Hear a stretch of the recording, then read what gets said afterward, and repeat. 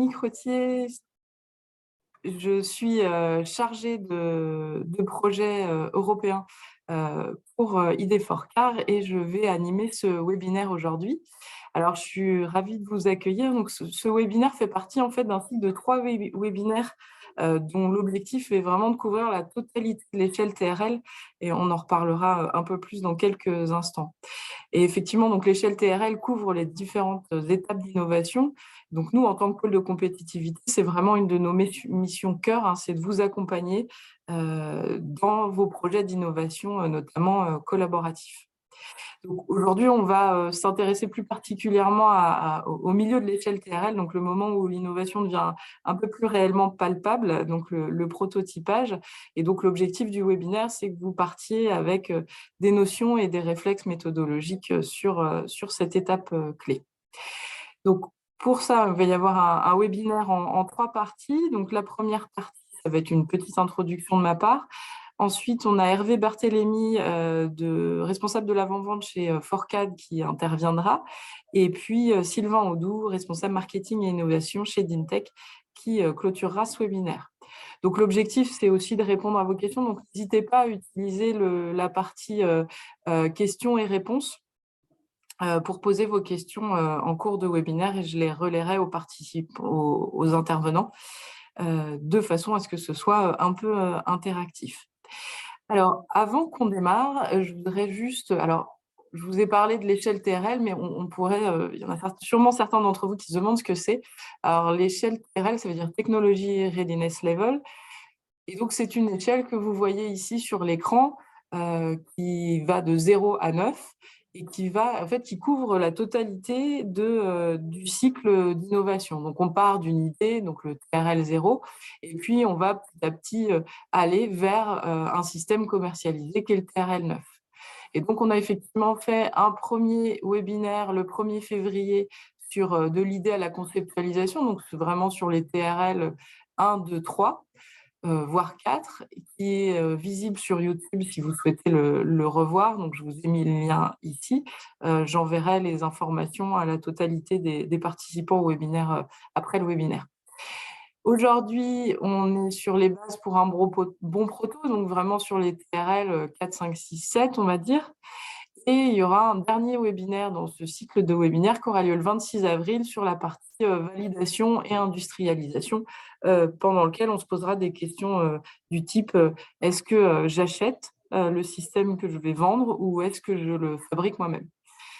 Donc voilà, donc c'était une petite introduction sur l'échelle TRL et donc le cadre de ce webinaire.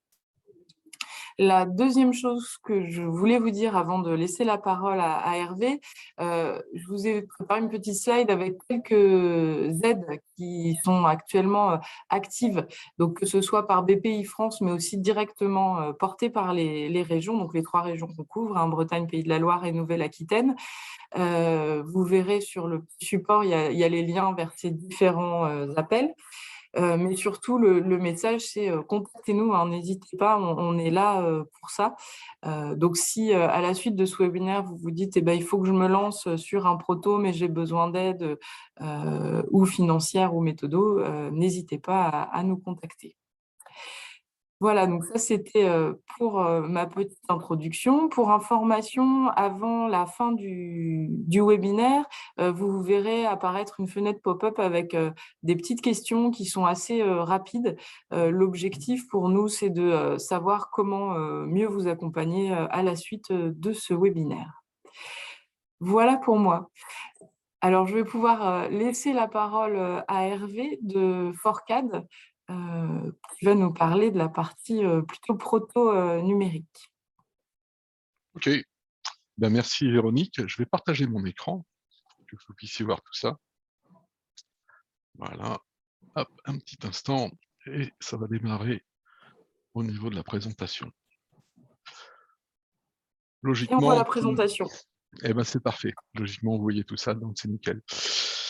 Oui, donc merci de me passer la parole, Véronique, pour me présenter rapidement. Donc Hervé Barthélémy, je suis aujourd'hui connectateur chez Forcad Group, mais avant tout, quelqu'un qui va vous accompagner techniquement, mais qui accompagne les clients techniquement pour apporter finalement des réponses aux digitales, numériques, donc des solutions digitales et numériques au sein des entreprises pour optimiser justement, plutôt en amont, le prototype que l'on veut réaliser au niveau de notre processus industriel. Pour ça, je vais juste faire un petit aparté rapide pour qu'on se présente au moins, hein, que je me présente et que vous sachiez qui est Fourcade vis-à-vis de l'industrie. Après, on va passer rapidement sur on va dire des suggestions ou des orientations et des nouvelles même stratégies qui apparaissent pour que votre prototype soit finalement fondamentalement le plus adéquat. Puis on finira par des questions et réponses dans la mesure de possible, avec juste une petite aparté pour vous dire qu'on a une usine 4.0 chez Fourcade sur lequel vous pouvez vous appuyer pour venir visiter la mise en œuvre de toutes les solutions que l'on distribue. Aujourd'hui, qui sommes-nous? Qui sommes-nous? Fourcade, nous sommes finalement une société qui va vous accompagner pour vous projeter dans l'industrie de demain, mais peut-être que l'industrie de demain, c'est déjà celle d'aujourd'hui. C'est déjà celle d'aujourd'hui à travers différentes solutions de votre système d'information. Comme je vous le disais, nous, c'est de vous apporter finalement des solutions qui vont vous permettre d'accompagner votre produit durant tout son cycle de vie, aussi bien digital que physique. Et derrière, c'est être capable de vous accompagner autour des solutions PLM. Et c'est ce qu'on va axer aujourd'hui, notre accent sur la partie CAO du PLM, pour être très en amont de la vie digitale. C'est de vous accompagner sur la partie ERP, de vous accompagner également sur la partie IoT, sur vos moyens de production, ou voir votre produit qui puisse être connecté. Et puis également la partie CRM. Le CRM, c'est également être capable de vous accompagner sur la gestion de votre parc client, de vos clients, comment vous gérez la partie commerciale. Finalement, derrière toute cette vie de mon produit, je vais avoir différentes solutions qui vont m'amener ce qu'on appelle le système d'information chez nos clients. Pour ça, nous allons nous appuyer sur différents éditeurs. On en a 4 aujourd'hui sur lesquels nous nous appuyons. Pour tout ce qui va être finalement la définition ou la maquette numérique de notre produit, on va s'appuyer sur l'éditeur PTC avec des solutions comme Creo, Windchill. On va s'appuyer également sur la partie ERP avec notre éditeur Stagis 3. Je mets également en internet un autre éditeur qui est Ansys, qui vient sur la partie maquette numérique et digitale pour tout ce qui est simulation. Voilà, l'intégration finalement la plus globale de mon process numérique et physique de mon produit. Puis à côté de ça, également avec l'éditeur PTC sur la partie IoT, aussi bien sur le produit en tant que tel que sur la partie, on va dire, moyen de production. Là aussi, on accompagne nos clients pour que leurs moyens de production soient totalement connectés pour du préventif, être capable de l'accompagner sur la maintenance ou même faire de la statistique ou même faire de l'analyse globale. Donc, on s'appuie sur ces technologies-là aussi de l'éditeur PTC. Et pour terminer, comme je l'expliquais, autour finalement de l'approche CRM, on va s'appuyer sur l'éditeur Salesforce. Donc, différents segments avec à chaque fois un mono-éditeur. Nous sommes que sur un éditeur et on vous accompagne pour vous permettre d'avoir des solutions sur la globalité de votre processus industriel. Et pour terminer sur la présentation de Fourcade, vous dire qu'on est une société française qui est présente sur différents territoires. Pour autant, on est avec 6 agences en France, mais également sur la partie francophone de la Suisse et également présent au Canada, au niveau de Montréal et Québec, pour vous accompagner à l'international au niveau de vos projets, vos déploiements. On est allez, à 295 personnes, c'était à la fin de notre année fiscale. Aujourd'hui, on est à plus de 320 personnes. Le marché français nous oblige à recruter pour répondre à vos projets et à vos demandes. Et aujourd'hui, c'est essentiellement, vous voyez, les 2 tiers de personnes, de consultants, d'ingénieurs qui vont vous accompagner chez Fourcade pour répondre à tous ces besoins-là. Si maintenant nous passons sur la question d'aujourd'hui, les points essentiels que l'on doit aborder aujourd'hui pour les fondamentaux d'un bon prototype. J'aime bien remettre également la vue d'un processus industriel et comprendre comment celui-ci a évolué. Jusqu'il y a quelques années, ou il n'y a pas très si long, ouais, s'il y a un peu de temps quand même, on va dire que la notion de prototype intervenait entre la phase étude et la phase production, et les prototypes étaient des phases qui nous permettaient de valider aussi bien le côté montage, cosmétique, design, test, essai, qui était dans mon processus. Bien évidemment, ces étapes-là ont été modifiées avec, par exemple, l'apparition de solutions de simulation ou de concepts, même d'imagerie, de rendu réaliste, ou même de simulation de montage, ou voilà, tout ce qui était finalement dans la vue digitale de mon produit avant de le fabriquer. Ça nous a permis, en fin de compte, de réduire le nombre d'étapes de mes prototypes. Encore une fois, je n'ai pas enlevé la notion de prototype, mais j'ai réduit drastiquement le nombre de prototypes que j'avais dans mon process. Et puis globalement, bah, toutes ces solutions, tous ces nouveaux process qui sont intégrés dans la vue digitale m'ont permis également d'aller encore plus loin quand j'ai mis en place la notion d'optimisation. Comment optimiser mon modèle, comment itérer finalement des étapes digitales et numériques pour que derrière, le prototype soit le plus correct dès sa première réalisation et qu'il soit puis finalement le reflet de ce que je vais produire par rapport à ce que j'ai défini au niveau de cette maquette digitale. Pour répondre à ça, bah, comment on aborde cette démarche-là? Ben, on s'appuie sur des solutions qui vont répondre à ce besoin-là. Des solutions où je vais avoir la notion de concept, de définition, de design, voire de simulation, pour après préparer le côté manufacturing et puis sortir toutes les informations nécessaires sous forme de plans, de programmes, d'informations qui vont être nécessaires à la vie de mon produit. Nous, chez Forcan, nous nous appuyons sur la solution de l'éditeur PTC qui est Créo. Si on devait s'arrêter à ça, on pourrait se dire, bah, globalement, je vais trouver plusieurs confrères qui vont répondre à ce besoin sur le marché. Globalement, si on se limitait que à ça, c'est que bah, on pourrait avoir finalement, oui, des confrères qui vont répondre à ce besoin-là, mais certains vont être plus proches dans l'approche design, concept, d'autres plus dans la définition de conception, définition de détail, définition d'ensemble de mon produit, d'autres qui vont être que sur la simulation. Et comme vous pouvez le voir, au fur et à mesure que mon process évolue, bah, j'ai une rupture. J'ai parfois une rupture dans les différents process parce que je change de solution et j'ai pas forcément quelque chose de continu. Alors sur un process pur de création, ça pourrait le faire. Sur mon premier proto, mais si celui-ci doit être amené à évoluer, finalement, j'ai une rupture qui est de plus en plus présente et je réitère à chaque fois toutes les ruptures que j'ai à travers mon process. Un des intérêts au niveau de la solution que vous avez mis en place chez Forcat pour vous accompagner, et entre autres avec la solution Créo de PTC, c'est de pouvoir finalement avoir quelque chose qui soit continu. Tellement continu et associatif qu'on peut commencer à paralléliser des tâches. C'est-à-dire que je peux commencer à lancer de la simulation, voire du dimensionnement sur mon proto, alors que peut-être celui-là n'est pas finalisé dans sa démarche, dans son esprit ou dans sa définition. Et l'idée, c'est de pouvoir finalement de gagner sur la mise sur le marché de mon produit, du time to market, comme on dit, pour gagner en productivité, tout en assurant finalement une qualité et un résultat au lancement de mon produit pour son prototype qui va être réalisé. Ça, c'est une des forces de Créo. C'est finalement de couvrir un ensemble d'étapes qui vont couvrir le process global de ma solution et pour autant d'avoir un maximum d'associativité pour avoir un gain de productivité au-delà de son utilisation, de l'utilisation, mais aussi de la productivité dans le process global au niveau de la solution. Ça, c'était l'idée générale. Et l'idée, c'est de vous présenter bah, les points ou les focus sur la solution qui vont me permettre d'avoir le bon prototype, en tout cas le prototype le plus proche de ce que je souhaite réaliser au niveau de ma production. Entre autres, avec Créo, alors on va s'appuyer sur la solution qui s'appelle Créo au niveau de notre produit.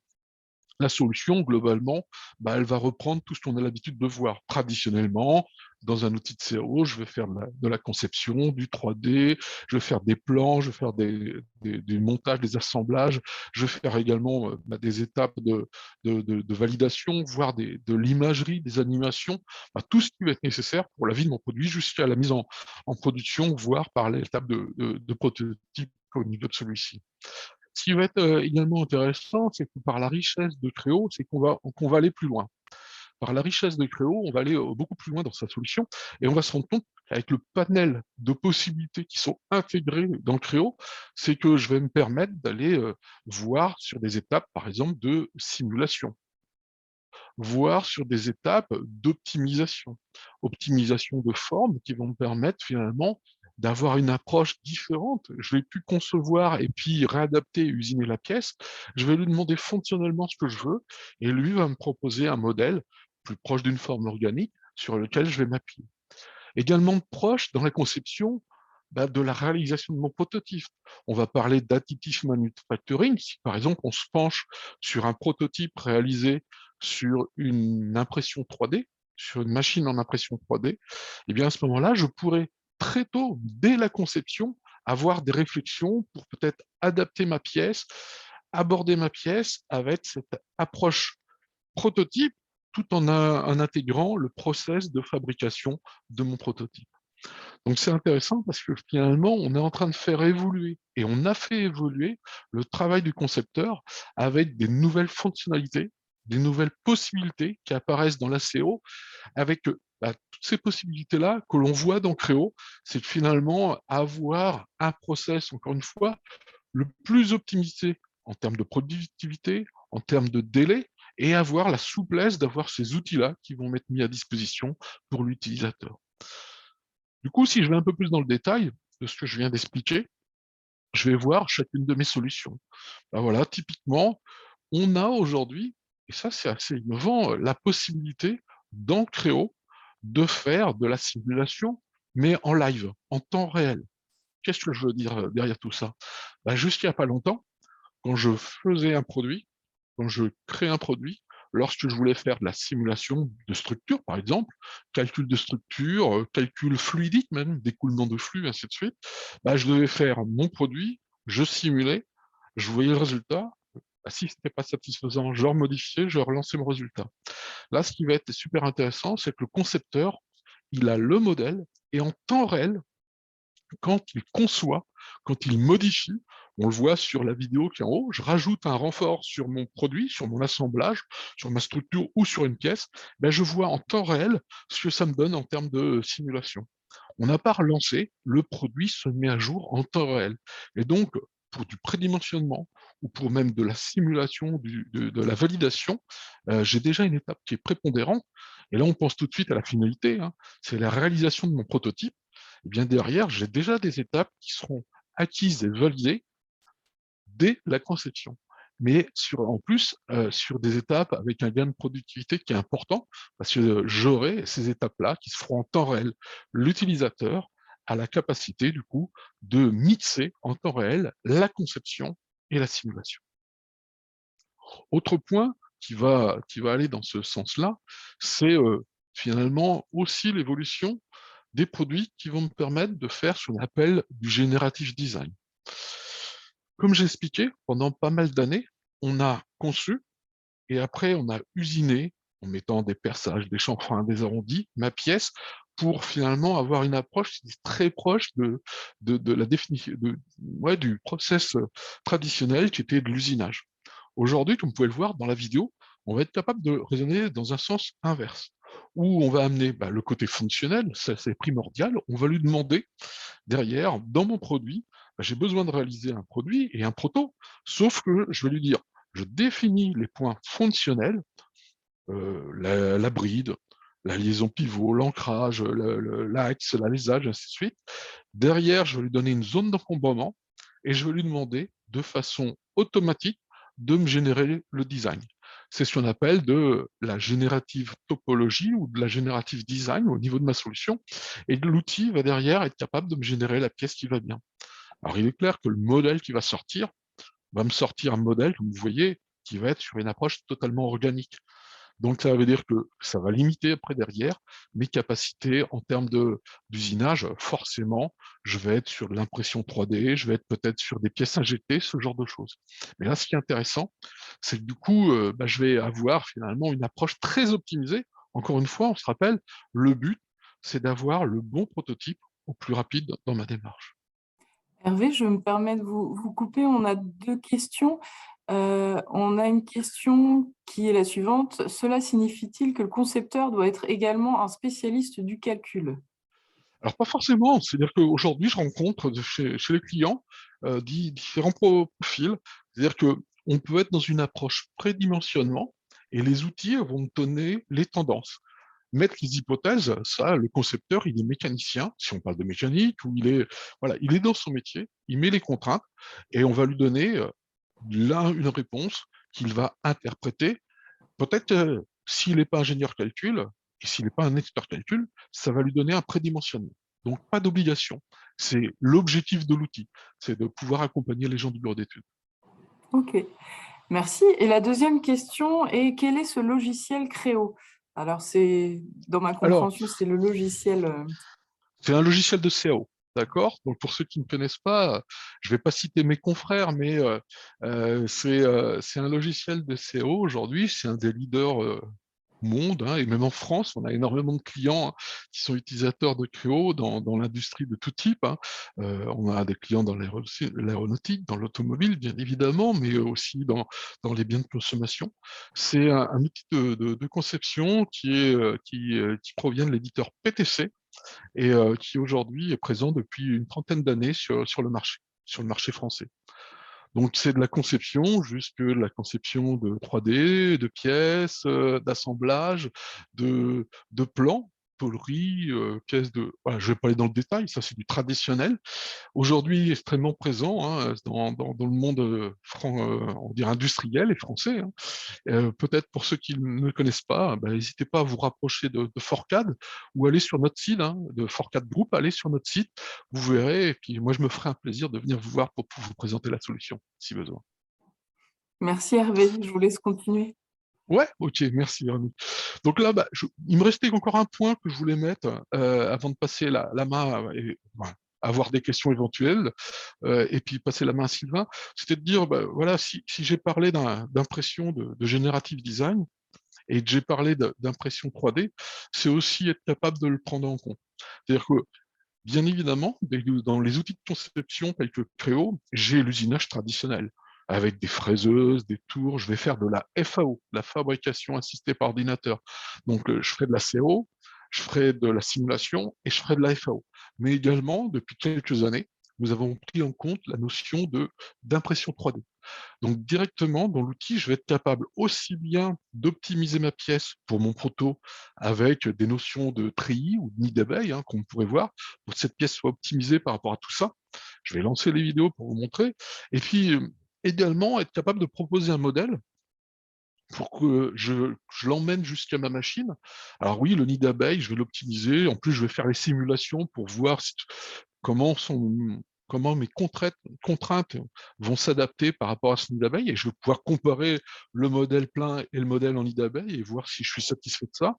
Et puis également, j'ai la capacité dans Creo d'aller très loin parce que je suis capable de remplacer ou en tout cas de me rapprocher très proche, d'être très proche, pardon, du slicer qu'on aura sur une imprimante 3D. C'est-à-dire que je vais être capable, dans Creo, de simuler le plateau de mon imprimante 3D, de pouvoir positionner, de voir les angles de dépouille, voir les supports, voir de faire de l'imbrication et de proposer avec des formats tels que universel du 3MF, 3WMF, ainsi de suite, qui sont des formats universels du monde de l'impression 3D, de pouvoir proposer finalement une optimisation déjà définie côté CO. Ça veut dire que bah, aujourd'hui, on commence à avoir les mondes de on va dire, de la production et des études qui sont complètement intégrées et qui se rejoignent et surtout qui sont continues dans le process au niveau de la solution. Et donc, dans la petite vidéo qui se termine en bas, bah, comme vous pouvez le voir, j'ai la possibilité de lui demander de la mettre sur un plateau et de lui demander de simuler les supports, de voir le nombre de couches, de voir le nombre de passages, le temps nécessaire et d'avoir toute cette optimisation qui va pouvoir être faite directement dans Creo. Donc, soit je passe pour mon prototype le modèle dans un format qui va être repris par la machine de proto, soit je peux commencer à faire des étapes de slicer. Et vous voyez que ici, dans la vidéo qui passe en bas, bah, j'ai même jusqu'à la simulation des supports, et puis derrière, si je le veux, toutes les couches qui vont bien. Voilà, juste pour terminer, aujourd'hui, ce que je voulais juste axer dans ce webinaire pour l'approche du bon proto, avant commencer à le réaliser, c'est déjà se poser les questions, c'est comment je vais faire pour qu'il soit le plus préparé, le plus optimisé avant de le lancer en réalisation ou en production. Et c'est ce qu'on vous propose à travers la solution Créo. Comme je vous l'ai dit, Créo, solution de conception pour les industriels qui est présente. Voilà, moi je suis présent depuis une trentaine d'années sur la partie française. Et aujourd'hui, c'est la capacité finalement de vous accompagner sur les concepts traditionnels d'un bureau d'études, mais également aujourd'hui d'aller très loin et vous amener des outils dans les mains des concepteurs pour finalement répondre aux nouvelles technologies qui apparaissent et aux nouveaux process qui vont vous permettre également de gagner en productivité, en facilité, en utilisation et même en couverture du processus industriel. Je terminerai pour ce dernier slide. Pour projeter les clients, on a créé un Connect Lab. On a différents showrooms à notre siège pour qu'on puisse se, pro- se projeter à travers ces solutions-là. Si vous venez chez Forcad, si vous allez sur notre site internet, vous pouvez aller vous identifier et vous demander à avoir une visite, et vous aurez la capacité à voir dans nos showrooms tout ce que je viens de vous évoquer, mais sur des lignes de production. Nous avons recréé dans différents showrooms des réels, là il y en a une que vous voyez à l'écran, différentes lignes de production pour que les clients se projettent derrière tout ça. Ce que je propose, c'est que je ne sais pas s'il y a d'autres questions qui sont arrivées, et si éventuellement il y en a d'autres, je suis prêt à répondre, et puis je passerai la main à Sylvain par la suite. On avait Merci déjà beaucoup, Hervé. répondu on a peut-être déjà répondu à toutes les questions. Alors, pour l'instant, oui, il n'y a pas d'autres questions. Quelqu'un a précisé que Créo était le nouveau nom de de pro-ingénieur. Oui, Effectivement, c'est oui. peut-être Alors pour les anciens, Créo, alors c'est pas le nouveau nom de ProEngineer, c'est PTC l'éditeur PTC avait une solution qui s'appelait ProEngineer. Dans les années 2000, ils ont racheté plein de solutions. Voilà, ils ont acheté des concurrents, des confrères, des compléments, et plutôt que de les connecter, ils ont recréé un nouveau produit qui était l'addition de toutes ces solutions-là. Ils ont racheté CoCreate, ils ont racheté Concept Design, ils avaient ProEngineer, exactement. Alors je dis nouveau nom, mais attention, hein, ça va faire 13 ans que ça existe, 13-14 ans que Créo existe. Donc c'est nouveau, mais depuis pas mal d'années quand même. Exactement. OK. Mais pour les plus anciens, c'était ProEngineer à l'époque. OK. Merci Hervé. Alors, on a une nouvelle question. Alors, pour l'optimisation topologique, y a-t-il des logiciels spécifiques? Alors, dans la solution, oui, c'est intégré à Créo. On a des solutions dans Créo qui permettent de faire de l'optimisation topologique du modèle. Et donc, l'optimisation topologique peut partir d'un modèle fini ou d'un modèle purement où on va mettre les éléments fonctionnels. Dans Créo, ça fait partie de la solution.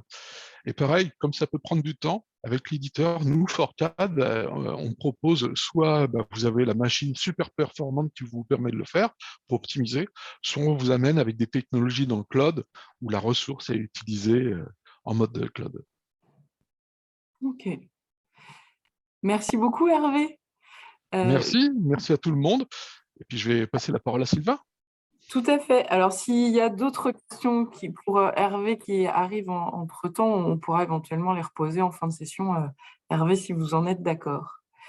Il n'y a pas de problème. Très bien. Et bien, écoutez, merci encore. Sylvain, je vous propose du coup de prendre la main. Oui, merci, merci Véronique, merci Hervé. Alors, je vais partager mon écran également. Voilà. Eh bien, bonjour à tous et merci de venir nous rejoindre aujourd'hui. Juste un petit mot autour de qui on est. Donc, Dintech est une société d'un réseau plus important, d'un groupe plus important qu'est le Fétis Group.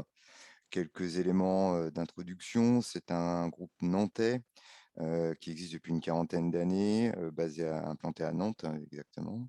On est 550 collaborateurs, présents dans 9 pays pour un volume d'affaires d'environ 145 millions d'euros. L'idée d'aujourd'hui donc est de présenter les fondamentaux d'un bon proto, de notre point de vue, côté phase après simulation, qui est la partie plus industrielle. Donc, production, on va réaliser pour la première fois l'élément simulé, l'élément constitué en CAO. Je rappelle qui est Dintech. Dintech est donc une société qui fait 23 millions d'euros en 2021, 200 personnes, 3 pays et 6 sites, orientée et spécialisée dans le monde du off-road ou off-highway, donc l'agriculture, le forestier. Nos clients sont principalement des constructeurs de machines que l'on accompagne tout au long je dirais, du cycle d'innovation d'un nouveau produit, mais j'y reviendrai un peu plus tard. Nous sommes donc une organisation européenne spécialisée dans les applications off-highway. 3 grandes briques qui nous caractérisent, un centre de R&D orienté innovation avec 3 grandes thématiques que sont la décarbonation et les énergies nouvelles, la robotique et les fonctions électroniques avancées, et un corollaire aux deux qui est la digitalisation, entre autres la télématique par exemple. Le sujet qui nous intéresse davantage aujourd'hui, c'est l'intégration des systèmes innovants, donc la partie prototypage qui vient juste après les études pour nous. Mais on a aussi également une troisième brique qui est de la fabrication industrielle des systèmes sous ensemble pour le compte ou en sous-traitance ou en co-traitance des différents systèmes développés. Nos domaines d'expertise s'orientent autour de tout ce qui est robotique et automation, donc avec des briques, systèmes et logiciels, aussi bien logiciels que hardware, pour mettre en œuvre de la robotique, des systèmes de contrôle avancés avec de la programmation de CU, par exemple, et des capteurs associés. Une brique énergie qui va de nos métiers assez traditionnels, un moteur diesel associé à des ensembles hydrauliques, par exemple. Et depuis une dizaine d'années maintenant, un développement de compétences autour de l'énergie électrique embarquée, avec des systèmes à batterie et plus récemment des piles à combustible, comme étant un système énergétique également. On a aussi une expérience, une expertise sur la partie design de véhicules de base roulante et des systèmes associés, donc les composants hydrauliques, la partie structure et simulation ou conception qu'on a pu voir précédemment, et de l'étude autour de tout ce qui va être vibration, bruit, mais aussi, par exemple, la conception de cheminement de câbles et de connecteurs et harnais qui vont avec. Dernier aspect, la digitalisation, avec la mise en place de systèmes connectés que l'on peut superviser à distance pour des fins de gestion de flotte ou de maintenance, par exemple. Où est-ce qu'on est situé? Donc, on a une entité en Allemagne, côté R&D, système développement, une usine en Espagne qui fabrique vraiment des câbles et des harnais et des faisceaux. Et sur la région nantaise, donc siège de l'entreprise, une partie R&D également, système développement et fabrication pour tout ce qui est base roulante et sous-système. Et 2 usines spécialisées, une en châssis mécano-soudés et une autre plutôt sur la partie vérins, je dirais vérins spéciaux. Voilà. Bon, maintenant rentrons un peu plus dans le cœur du sujet. On voit que la démarche de time to market, donc l'accélération de la mise sur le marché de systèmes innovants, est un point central. Et c'est comment, de notre côté d'Intech, on essaie d'accompagner nos clients dans cette phase de time to market pour les innovations. On a mis en place une petite méthode, un petit procédé qui vise à vraiment les accompagner de bout en bout. Donc, pour nous, la première étape consiste en un forum innovation. Et là, les questions qu'on se pose, c'est on essaie d'évaluer et comprendre les tendances d'innovation à envisager pour les futures machines. Les questions qu'on se pose, c'est quelle est la technologie ou quel est le prochain pas que je dois mener dans mon équipement, dans ma machine, avec des questions autour assez marketing, assez finalement marketing prospective, le potentiel, les segments de clientèle, les potentiels marchés. Deuxième étape, on va commencer à imaginer ces opportunités d'innovation avec un couple produit-marché. J'ai un peu segmenté mes clients, j'ai établi des problématiques récurrentes ou qui pouvaient correspondre à différents sous-marchés ou différents clients. J'ai aussi un peu étudié ma concurrence pour savoir si j'avais une singularité à proposer sur ce marché.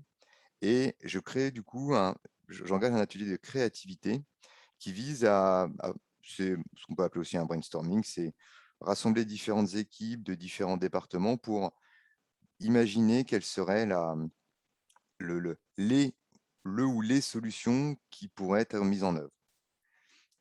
L'étape suivante, et c'est ce qui va nous intéresser encore plus aujourd'hui, c'est la validation de l'accord du produit marché, enfin juste avant, avant d'investir sur des prototypes. Donc là, on est vraiment dans une étape plus économique. Est-ce que ma solution, mes solutions envisagées, mes concepts ont un sens? Est-ce qu'ils ont une réalité économique? Est-ce que je dois aussi faire évoluer mon modèle économique pour les mettre sur le marché? L'exemple, c'est qu'on croise en particulier dans le monde de l'électrification, c'est que je dois passer d'un modèle de vente de machines à un modèle parfois de location pour équilibrer le CAPEX et l'OPEX. Voilà, vraiment le sujet qui nous intéresse aujourd'hui, c'est fabriquer un produit représentatif d'un potentiel technologique et permettant de valider l'intérêt produit marché. Donc on rentre par on cale les usages, on comprend aussi les domaines réglementaires autour de ces usages. On commence les travaux d'architecture, de conception, et là on est sur une phase d'intégration et de réalisation, vraiment du premier dans la vraie vie. Ensuite, on a une étape, je vais passer un peu plus vite, sur la production unitaire à une production série. Donc là, on valide aussi tout ce qui est performance industrielle, les moyens, les essais, la chaîne logistique, la supply chain d'approvisionnement, des composants clés, et ainsi de suite. Et on a une dernière offre de service qui constitue à produire avec vous en limitant les impacts sur le procédé industriel, ce qui peut arriver dans le contexte d'un nouveau marché peu mature, type électrification encore une fois, où mettre en place une nouvelle ligne est coûteuse et compliquée, surtout quand on a un carnet de commandes bien rempli. Et nous pouvons arriver avec des solutions complémentaires qui visent à faire monter un ramp-up de production sans déstabiliser l'outil industriel et je dirais dans une phase où la visibilité long terme n'est pas établie. Certains nombres de nos clients ont trouvé un sens à cette offre. Pour rentrer dans le concret du prototypage, quelques questions à se poser, c'est quelle va être la maturité, c'est-à-dire à quel moment de mon cycle de développement se trouve cette phase, ce prototypage, et quelle en est la finalité. Quelques questions à se poser en termes d'usage. Est-ce que mon prototype va me servir à faire une preuve de concept? On est très en amont, je dois valider certains aspects fonctionnels du produit, mais pas forcément sa totalité. Et du coup, ça va aussi induire un type de proto spécifique. Est-ce que j'ai une fabrication spéciale, unitaire, une quantité finie, avec une durabilité qui est aussi finie? Est-ce que je suis dans un contexte de fabrication série, avec un nouveau design, donc je pars d'une feuille blanche quasiment, ou est-ce que je suis sur une évolution d'un design existant? Ces questions permettent de qualifier un peu la maturité du prototype que je vais devoir réaliser. La deuxième notion, elle est le périmètre. Est-ce que je fais un prototype sur un système complet, sur une fonction qui est un regroupement de sous-ensembles ou simplement sur un sous-ensemble spécifique? Quelques petits guides liés à notre retour d'expérience. Pour un prototype fonctionnel, j'ai besoin de valider les usages et les bénéfices utilisateurs en conditions réelles. Je vais pas forcément fabriquer un produit en vie série. Par contre, j'ai besoin de faire une vraie machine qui va être utilisée, mais sur lesquelles on va faire certains raccourcis. On va aller plus vite pour pouvoir l'essayer, la valider sur le terrain auprès de vrais utilisateurs et confirmer que, par exemple, un marché est potentiellement intéressant et viable. J'ai envie de faire un proto industriel. Là, j'ai besoin de garantir la répétabilité du process industriel. Je pars dans une vie série. Il faut que mon proto va me servir à valider aussi que mon montage, mon installation va être optimisé d'un point de vue temps, outils et approvisionnement. Et j'ai aussi parfois un besoin de modification de conception. j'ai réalisé une machine dans un design spécifique, et là, je dois valider quelles sont les modifications et ces impacts de modification sur mon process de fabrication. Ces différentes questions et besoins, ben, quelque part, visent à dimensionner deux choses. Doser le bon effort à fournir en termes de ressources, en termes de jusqu'où je dois aller en phase de conception, en phase de CAO et de simulation, et à quel moment je dois me lancer dans la première fabrication. Et le deuxième aspect, c'est aussi lever des risques pour anticiper les phases d'après et s'assurer que mon process de fabrication sera optimal, le plus harmonieux possible et sans accroc. Alors, une petite bon mauvais proto, je ne sais pas si je peux répondre pleinement à cette question, mais l'idée, c'est de montrer quels sont les objectifs, à notre sens, du proto. C'est déjà de vérifier la faisabilité de montage de la conception. Les outils de simulation vont très loin, sont de plus en plus aboutis. Néanmoins, dans un certain nombre de situations, il faut pouvoir fabriquer, construire pour pouvoir se rendre compte que de certains ajustements, certains jeux fonctionnels sont pas tout à fait tels que la CAO a pu le montrer. Et donc, il faut pouvoir le faire pour se rendre compte de ces petites anomalies à corriger. On vérifie aussi la conformité de la solution au cahier des charges initial. Et c'est aussi l'occasion de faire des premiers essais et tests fonctionnels sur le proto. Donc là, je vous propose un exemple d'une base roulante CAO, donc c'est un design, une conception. Notre phase de prototypage nous a amené à réaliser et de s'assurer que les composants se montent bien entre eux, qu'on est sur quelque chose de réalisable. Et les outillages de fabrication aussi ont pu être du coup étudiés dans cette phase-là. Pour nous, cette phase, elle a comme livrable important une nomenclature au statut tel que construit, donc qui peut passer à l'étape suivante. On a une matrice de conformité aussi aux exigences du cahier des charges que notre client nous a fourni. Et c'est aussi l'occasion, vu qu'on a approvisionné les premiers composants et commencé à, comment dire, à prendre des temps de montage, c'est actualiser le coût de la baume, de la bill of material, et les temps de montage, donc, qui sont des premiers aspects importants pour se dire que dans une vie série, mon montage et mes coûts composants pourront être réduits de X%. Je vais vous présenter quelques études de cas maintenant sur des réalisations. Donc, première étude de cas, c'est la reconception d'une architecture électrique de commande, donc sur des faisceaux et des harnais. Quelques indications pour commencer. On est parti sans schéma, ça arrive. Notre client avait des vraies difficultés pour diagnostiquer des pannes. Vous allez comprendre, je pense, rapidement aussi pourquoi après. Ça a nécessité une reconception complète. Donc, on a démonté, on a analysé à quoi servait chacun des éléments pour ensuite en faire une redistribution. Donc, voilà l'élément qu'on a reçu, que l'on a démonté. Donc, on est sur un faisceau électronique qui permet, donc on a un écran, on a des joysticks, on a des systèmes qui envoient des commandes aux différents actionneurs de l'équipement. Quand on dit diagnostic de panne complexe, on peut relever des codes défauts qui nous viennent du calculateur ou des calculateurs sur l'écran. Avant de trouver d'où ça vient, dans ce contexte de montage, c'est laborieux, ce qui a nécessité une reprise complète. Et donc ça, c'est par exemple un exemple de réalisation, de redistribution des réseaux que l'on a réalisé. Donc sur une phase, pour nous, c'est notre atelier de prototypage qui réalise ce genre d'action pour vraiment reconcevoir à la bonne longueur, distribuer les CAN bus à la fois les displays, les actionneurs, on voit donc des joysticks, des écrans, redistribuer des armoires de commande auxiliaires et intermédiaires également.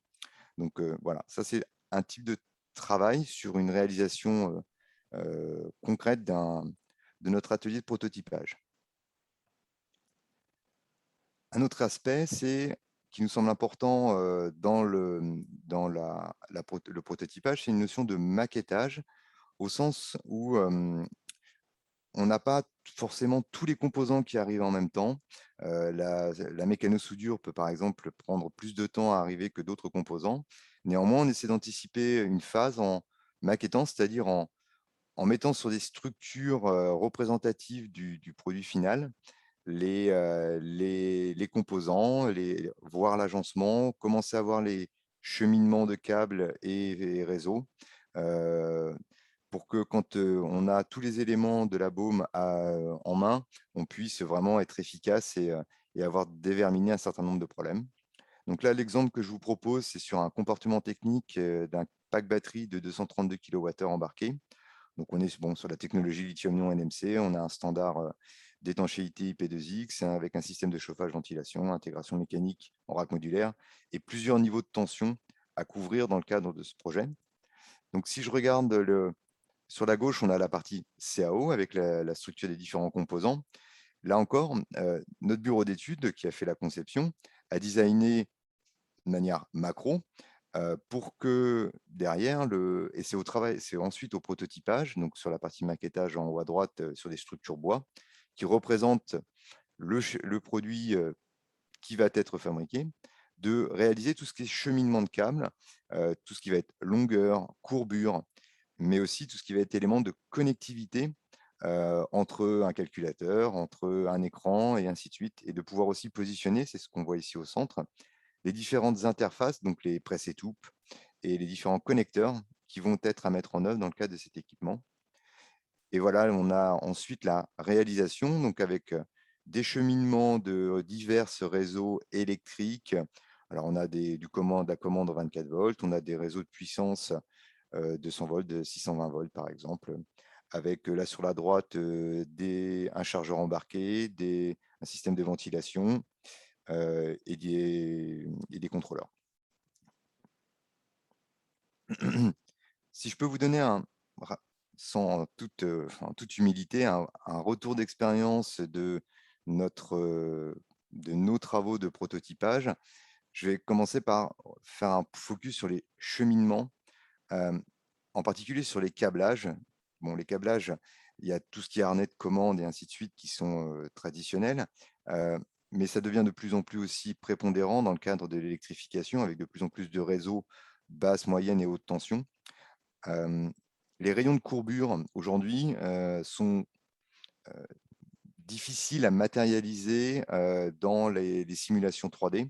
Donc ça nécessite vraiment une attention particulière qui fait l'objet d'un prototypage pour justement réussir à bien déterminer le bon angle, le bon passage, les bonnes tolérances à mettre en œuvre. Au niveau du tuyautage, c'est pareil, le sertissage est flexible et souvent du sur-mesure. Les cheminements 3D sont pas toujours bons à 100%. Et d'où viennent un peu ces deux problématiques? C'est un retour d'expérience sur les aspects vibratoires et des retours aussi SAV qu'on a pu constater. Le retour d'expérience des usages, donc des machines sur lesquelles on travaille en particulier, qui sont du off-road, elles sont dans un environnement poussiéreux, elles sont dans un environnement un peu hostile pour la mécanique et la connectique. Donc ça nécessite de prendre vraiment des précautions sur ces aspects de connecteurs, que ce soit électrique ou hydraulique. Un autre aspect sur les essais, alors là, on cite entre guillemets un potentiel utilisateur. Là. La machine a fonctionné 15 heures, c'est bon, elle est validée. Elle est fonctionnelle, certes, mais elle n'est pas validée. Ce que je veux dire par là, c'est qu'il ne faut pas sous-estimer la nécessité d'essais d'endurance, et les essais fonctionnels ne sont pas des essais d'endurance. Les essais fonctionnels démontrent une capacité de l'engin, de la machine à fonctionner. Mais pas ça ne veut pas dire qu'elle a tourné 500 ou 1000 heures, durée auquel on vraiment constaté des vraies problématiques ou des vrais efforts que la simulation n'avait pas forcément détectés. Dernier aspect qui nous semble essentiel, c'est les infrastructures et les compétences spécifiques à mettre en œuvre pour un bon proto. Il faut un atelier de prototypage dédié avec des outillages propres. C'est assez essentiel pour ne pas perturber d'une part l'outil industriel à côté, mais c'est aussi une zone de confidentialité qui est essentielle. Hop, voilà. C'est un vrai savoir-faire pluridisciplinaire. On y fait de la mécanique, de l'électronique. Il faut être capable de jouer de la meuleuse comme de jouer du pied à coulisses, voire du contrôle 3D. C'est vraiment l'image que j'ai quand je vois l'équipe prototypage, c'est le MacGyver expérimenté, mais pro, qui fait les choses bien, quoi. Il faut un vrai savoir-être agile, habile et communicant. On est à l'interface entre le monde du bureau d'études et le monde de la production. Il faut pouvoir se comprendre et trouver les meilleurs compromis et passer le jalon et la phase de manière la plus saine possible. Et une petite mention spéciale sur les engins électriques. Les habilitations spécifiques aussi sont à prendre en compte. On ne travaille pas au voisinage de 600 volts ou même de 100 volts sans sécurité. Donc, c'est aussi une petite attention particulière. Voilà, je serais ravi d'accueillir vos questions. J'espère vous avoir intéressé. Si vous avez des questions, n'hésitez pas à me solliciter et à venir nous voir. Alors Sylvain, merci beaucoup pour la présentation qui était très claire. On a déjà une première question. Dans la mesure où vous avez des requis liés à la sécurité de fonctionnement, à quelle phase du prototypage les intégrez-vous? Sur une bonne question précise déjà. La phase de... Alors, je vais essayer de ne pas répondre à côté. Je ne suis pas l'expert de la partie sûreté de fonctionnement. Néanmoins, pour moi, la partie sûreté de fonctionnement est intégrée en phase amont et en phase essai aussi pour valider un certain nombre d'aspects. Donc, cette partie, elle est intégrée dès la phase de conception pour faire les bonnes hypothèses et imaginer quelles sont les bonnes pratiques. Et en phase de prototypage, on va aussi valider certains aspects de la sécurité de fonctionnement, peut-être pas tous, qui nécessiteront encore des essais plus approfondis sur une machine complète. C'est un peu difficile de vous répondre précisément parce que ça va vraiment dépendre de ce qui nous a été confié. Soit on est sur une machine dans son ensemble, dans ces cas-là, on va aller assez loin dans les essais et la validation. Si on est sur des aspects plus sous-ensemble ou sous-système, on prendra une partie de notre responsabilité, mais c'est à qualifier sur chaque cas, sur chaque projet. J'espère avoir répondu à peu près. Merci Sylvain. Alors, on a d'autres questions, notamment quel est le rôle du prototype pour la certification? Alors, j'imagine que ça va peut-être dépendre aussi de la certification dont il est question. Oui, ça dépend vraiment dans quel cadre réglementaire on se situe, si on est dans l'automobile, si on est dans l'aéronautique ou si on est dans nos engins liés aux directives machines. Le prototype, il va apporter certaines validations par exemple, qu'est-ce que je pourrais vous dire, il va nous permettre de nous rassurer sur comment ça a été fabriqué. Alors, par exemple, si je prends un châssis, est-ce que mon châssis il est assez robuste? On va pouvoir valider que la conception elle a pris en compte suffisamment de sécurité pour certains aspects. Après, ça n'enlèvera pas pour moi, le prototype ne permet pas une homologation, si c'était la question, ce qui doit être fait sur une pré-série ou sur quelque chose de plus industriel, plus proche de la vie-série quelque part. Ça contribue, mais ce n'est pas le seul élément. Oui, c'est tout à fait. Puis ça dépend aussi de la certification, effectivement, qui est visée. Tout à fait. Nous avons une autre question qui estime le niveau de TRL et selon quels critères et méthodologies? Avec entre parenthèses, importance pour des investisseurs. C'est une très bonne question. Alors, pour avoir travaillé sur des appels à projets qui nécessitaient effectivement de qualifier les niveaux de TRL, c'est pas simple. Le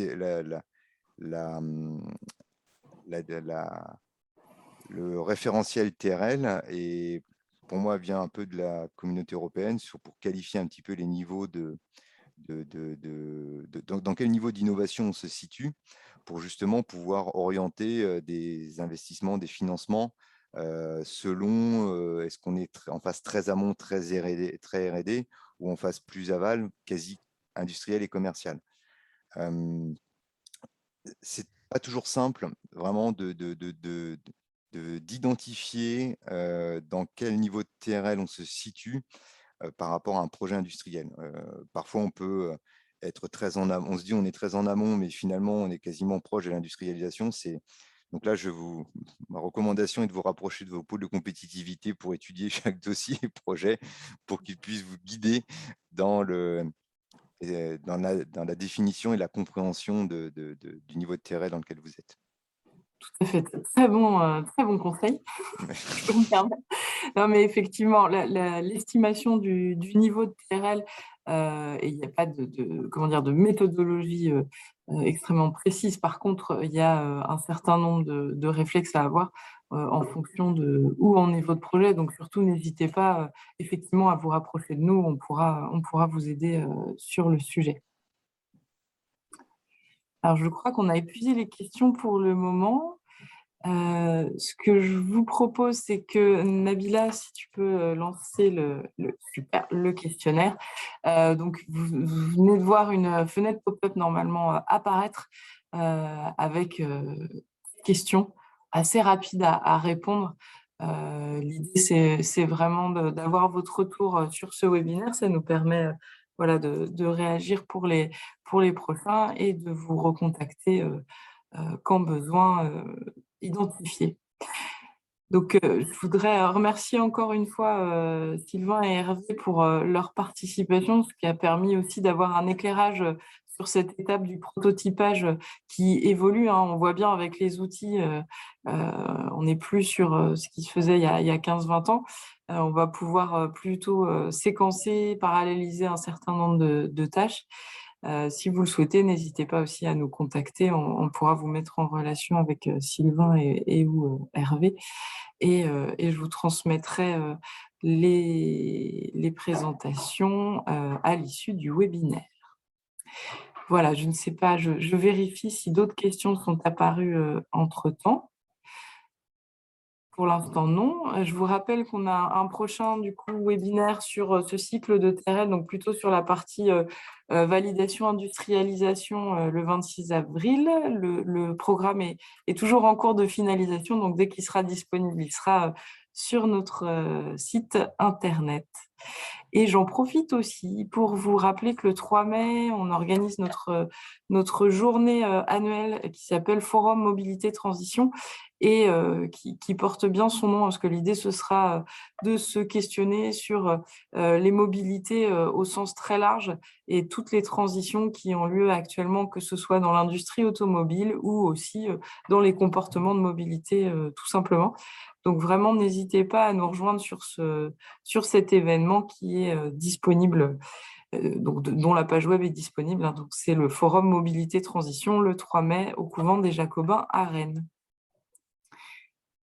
Voilà, bah écoutez, on arrive au terme de ce webinaire. Merci encore à Sylvain et Hervé. Merci à tous pour votre écoute et surtout, n'hésitez pas, vous avez nos coordonnées ou si vous ne les avez pas, vous les trouverez très facilement sur notre site internet. Et n'hésitez pas à nous contacter. Il me reste donc à vous souhaiter un bon appétit et une bonne journée. Merci, bonne journée.